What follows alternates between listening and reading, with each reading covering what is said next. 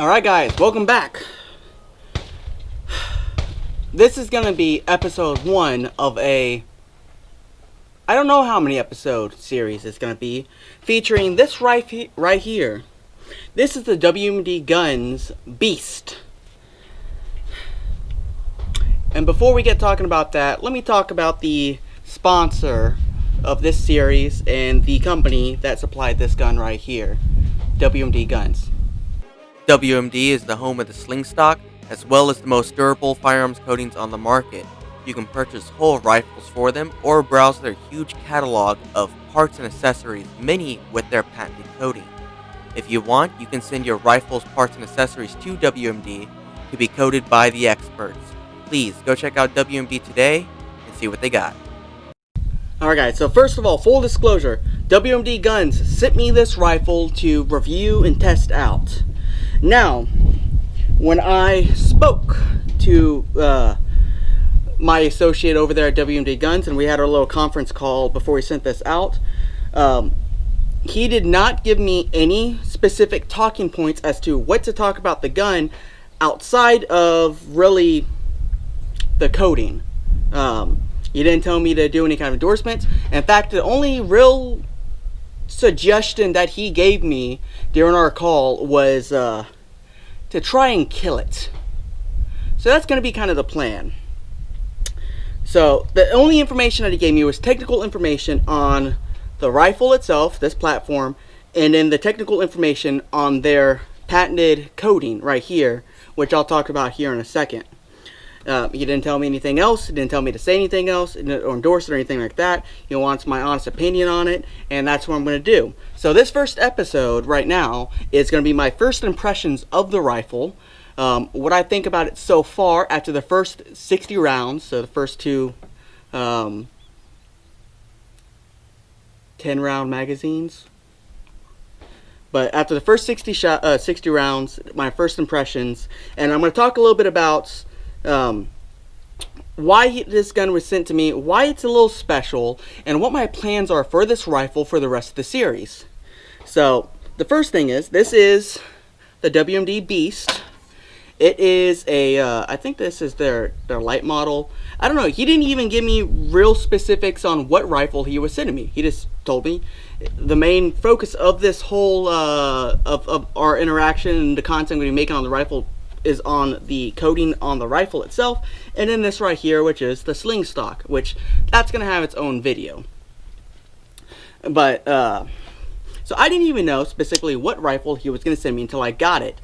And to be honest, I don't like to do torture test videos because I don't like destroying my own rifles, because I'm poor and I like guns and it's a shame to hurt them. But this is not my rifle.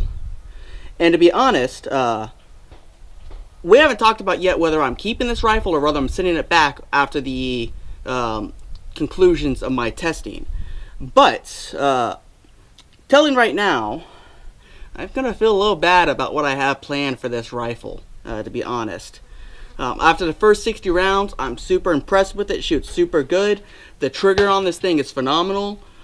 It's accurate even with these really cheap iron sights that I threw on it, and I'll explain that in a minute. And my only complaint so far is this muzzle brake, which works excellent, blows a crap load of gas directly in your face.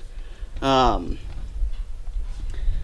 you know, I'll post that little clip right now of my first shots of it, and you can see my first reaction. Alright, first shots with the WMD Beast.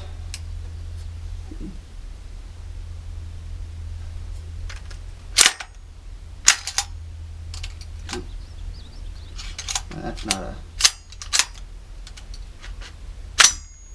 Okay. This is a brand new gun.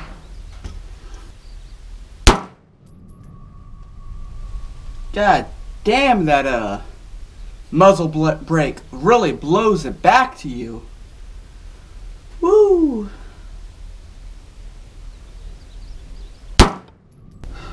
So right off the bat, this muzzle brake really blasts the gas right back in your face. I mean, it is crazy. That is nuts. Oh, that's gonna look good when I get some water on it. But anyways, now that we're back, I really dig this rifle. It's a true AMBI rifle. It's got a true AMBI safety on both sides. The mag release is AMBI on both sides. The bolt catch release is AMBI on both sides. The only thing this rifle does not have is a forward assist, which is, you saw in that very first round that I picked up. That forward assist probably would have helped me a little bit right there. But after that first round, ran like butter after that. I didn't have any issues after that. Now, this is a brand new rifle.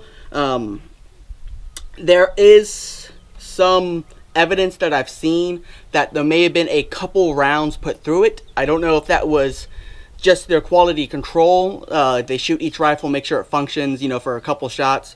Or if, before they sent this out to me, they shot through it. I don't know. But there was a little bit of evidence that it was shot at least a few rounds. Definitely not a full mag or 2 mags like I just did. So it does have a AMBI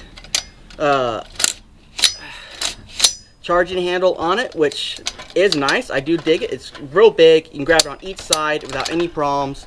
You know, if you want to grab it, no issues at all. And that's really my main complaint with the AR platform to begin with, is that I don't really like the charging handle design, especially if you have an optic on it. You really got to get under it, especially if it's a high magnification optic. But with this here, you don't really have to think about it. That's really nice. I do dig that.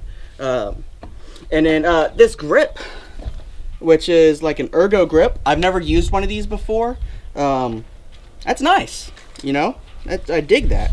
Now, I have peeked on their website before. I do believe this rifle runs about like 900 or so, something like that. I'm not exactly sure. But anyways, I'm going to bring y'all in, and we're going to talk about the specifics on it and what my plans are. Alright, so WMD's claim to fame when it comes to their rifles is their coatings. So everyone's heard of nickel boron bolts before, bolt carrier groups. Well, this whole rifle, minus the barrel, is nickel boron coated. I don't know if the correct word is coated or plated. And even the magazines appear to be nickel boron plated as well. Now, it does appear to be a much thinner coating than on this, so it doesn't seem to be as durable. I do see some scratches on it. But this feels like an aluminum mag, so, you know, it's not going to rust anyway. But the whole idea is a rifle that's really low maintenance because you have this nickel boron coating over the whole rifle, and that makes it to where it's super low maintenance as far as corrosion goes. Now, why that's important for me in my location? Well, here in Corpus Christi, we have some of the worst mosquitoes in the world.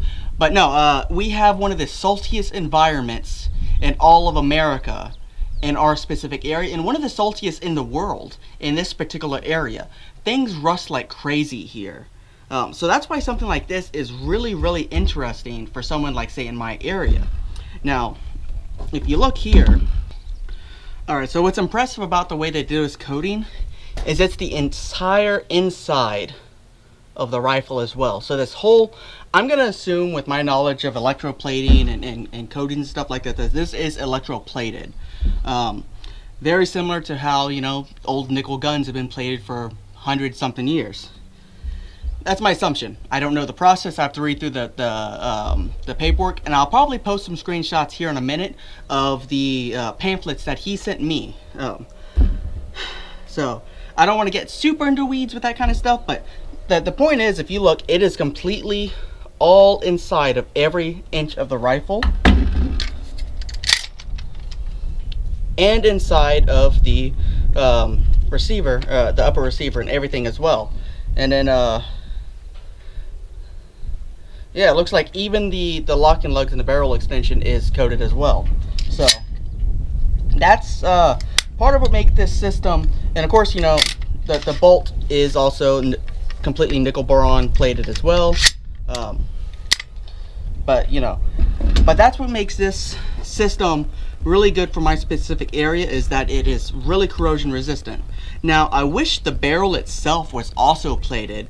I don't know if they sourced their barrels from third party or what is the situation with that. But you see, even like their you know, gas block is the boron as well. So let me go over what the idea for this series is going to be. So the series on this rifle is going to be torture testing. However, I'm not torture testing the rifle itself and its function per se as to make it fail, but as much as I'm testing the coating on this rifle itself. And that's essentially what is special about this rifle, is the coating. So that's what I'm setting out to really test. So I have some interesting tests. I'm going to start progressively getting more and more destructive on it. Some stuff that I know has never been seen on YouTube before, to my knowledge, and even you know, sand test far more extreme than anything that you can do. After each test, I'm going to essentially do the test. If I can't shoot in that exact location, I'm going to throw it in the back of the truck and go directly to where I can shoot, which would likely be here at the gun club. So each test is going to run out like that, and there's only about 2 of the tests I have to do in which I can't shoot on location that I know of yet. Now, one of the things I am going to try to do with this is I am going to try to get in contact with my local game warden's office, and I'm going to see if they would be interested in actually borrowing this rifle, or at least just the upper, and to run it for a few days. Have one of their officers run it for a few days that patrol the lagoon.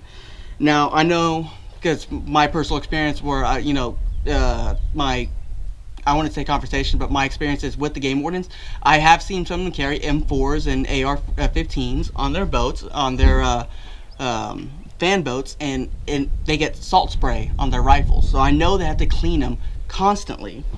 So that's one of the things I'm going to be seeing about doing, and maybe I can do a ride along for a day. That'd be kind of cool. But the whole idea is going to be progressively testing this coating for its durability, for its corrosion resistance, and then also function testing the rifle in between. So far, highly impressed with the rifle itself as far as its actual function. This thing runs like a top right now. So after each test, we're going to just see how that affects the operation of the rifle itself. I have to check and see. I'm not sure if this is one of their proprietary trigger mechanisms. I think they do have a proprietary trigger mechanism as well. I don't believe this is it. I'm not 100% sure.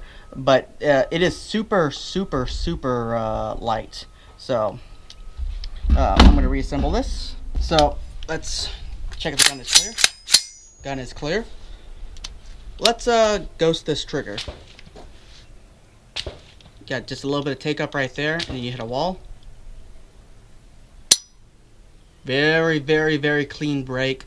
Very light. I'm going to guess under 4 pounds, 3.5 maybe. Let's check the reset. Almost no reset, maybe a centimeter or 2. Very nice trigger. So very impressed with the trigger on this rifle, and it runs great. So that's my plan, is try to kill it, as he phrased it. So that's what I'm going to do. This is the first impressions on it so far. After 60 rounds, gun runs great.